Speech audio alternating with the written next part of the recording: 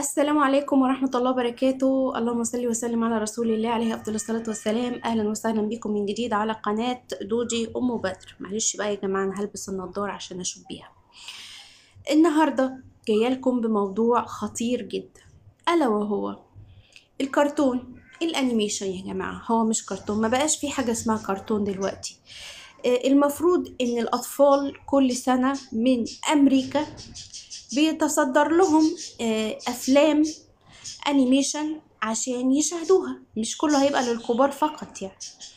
وللأسف يا ريتهم ما يعملوا لنا الأفلام دي، لأن ببساطة شديدة أي فيلم هينجح عندهم في أمريكا هيتصدر للعالم العربي، وأي حاجة هم بيعملوها خارجة عن الطبيعة البشرية أنا لا أسمح ولا أقبل، ولا أي حد مسلم ولا حتى غير مسلم إنه يقبل بإن يبقى فيه انقلاب في العقل الطفل. فاهميني يعني إيه؟ أنا هجيب لكم مشهد من That الفيلم was اللي our أنا شفته. seventh المشهد ده kiss اللي أنا دلوقتي طالعة بتكلم Why عليه is that a دلوقتي big في deal? الحلقة دي. on Acaridian 5.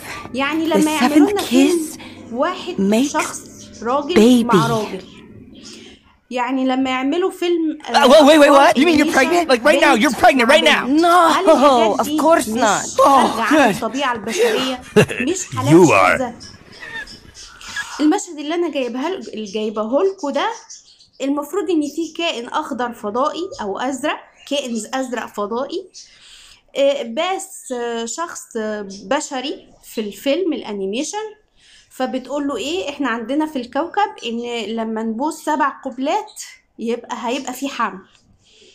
ففرحان بقى يقول لها انت هتبقي حامل مش عارفه ايه، فيقول لا انت اللي هتبقى حامل، يعني الراجل هو اللي حامل في الفيلم. وللاسف انا عايزه اقول ان بعض الحالات الشاذه اللي بالشكل ده وللاسف موجوده.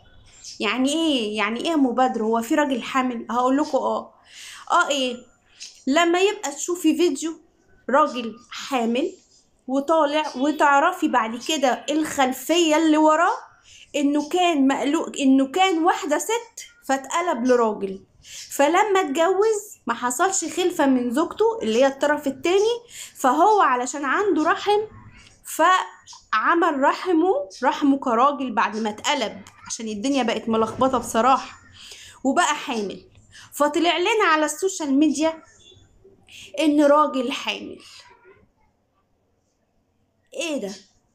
انتوا بتعملوا لنا ايه بالظبط؟ انتوا بتعملوا لنا ايرور في دماغنا، بتقلبوا للاطفال من وهم صغيرين عقلهم من فوق لتحت ومن تحت لفوق. معروف ان الراجل راجل والست ست. لما تقولوا لنا راجل مع راجل ولا ست مع ست، ولا مشهد يقولك ايه ان الراجل حامل، الاطفال بقى لما تتفرج على الفيلم زي كده دماغها تبقى عاملة ازاي؟ وللأسف أي فيلم بينجح في الدول الأوروبية بينزل لنا في الوطن العربي، بيترجم وينزل للمصريين أو بتوع الوطن العربي كلهم، بلاش أتكلم عن المصريين بس.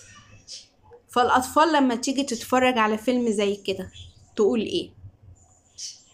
تعمل إيه؟ تفكر في إيه؟